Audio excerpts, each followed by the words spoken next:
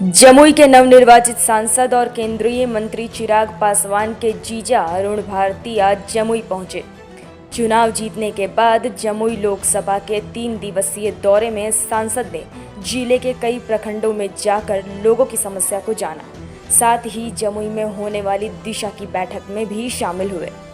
वहीं press conference के दौरान जमुई का विकास कैसे हो, आपराधिक गतिविधियों पर विराम कैसे लगे, साथ ही सदन में जमुई लोकसभा के किन मुद्दों को उठाया जाए, इस पर अरुण भारती ने अपने प्रतिक्रिया दी है। क्या कुछ कह रहे हैं अरुण भारती, पहले आप वो सुने। जमुई से नेशन न्यूज के लिए कुमार हर्ष की रिपोर्ट। इतने विपक्षी द्वारा बरगलाए गए, उल्टी सीधी चीजें बोली गई, उसके बाद भी जनता ने अपना विश्वास जो मेरे ऊपर जताया है, उनके लिए बहुत बहुत आभार है। उनका बहुत बहुत धन्यवाद है जो उन्होंने अपना विश्वास मेरे ऊपर व्यक्त किया है। अभी चुनाव होने के तुरंत बाद आने का मेरा लक्ष्य यही एक ही था कि चुनाव के दौरान भी मुझे पानी की समस्या भीषण तरीके से मेरे संज्ञान में आ रही थी और पहले दौरे में आकर के ये जाना था कि पानी और उसके अलावा और क्या क्या समस्याएं जो हो सकती हैं, जिसके लिए हम लोगों को काम शुरू करना चाहिए। इसी सिलसिले में पहला दौरा था। बहुत सारी घटनाएं भी हुई थी जहां पे मैं नहीं जा पाया था चुनाव के दौरान। वहां सब जगह हम लोग गए, जाकर के हम लोगों ने ढांढस बंधाया, हम लोगों ने सतावना दी, हम उनके साथ खड़े हैं। और उसके अलावा जो सबसे बड़ी समस्या हमारे दौरे में आई है कि पेयजल की समस्या इस गर्मी में बहुत भीषण है। लोगों को पीने के पानी के लिए बहुत कठिन परिश्रम करना पड़ता है, उसके बाद भी पानी उचित मात्रा में उपलब्ध नहीं हो पाता है।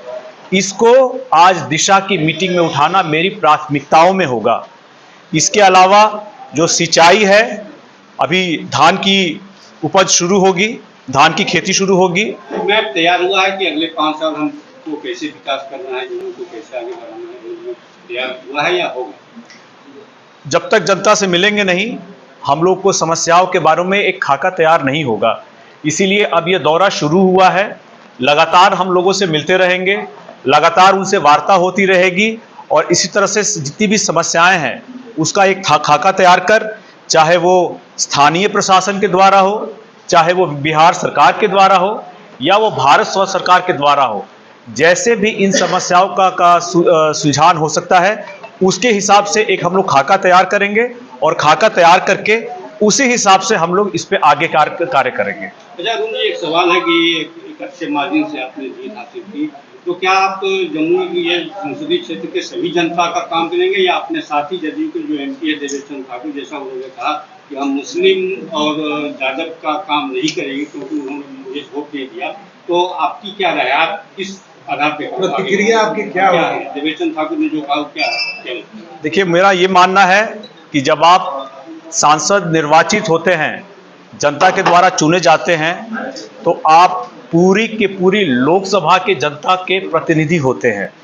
ऐसे में ये भेदभाव कि मैं किसी का काम करूंगा या नहीं करूंगा, बड़ी ही बेमानी होगी। इस बात का कोई मतलब नहीं है। सांसद जो होता है वो पूरे संसदीय क्षेत्र के लिए होता है और मेरा जो प्रयास रहेगा अपने क्षेत्र में अपनी सभी समाज, सभी जमात के, अपनी जो जनता है, उनके समस्याओं का हम सुलझान उनसे कैसे करें। मेरी मुलाकात सबसे होगी। अपराध कोई भी हो, उसका कानूनी तरीके से, कानून सम्मत जो तरीका है, प्रक्रिया है, उसके तहत ही कार्रवाई होनी चाहिए।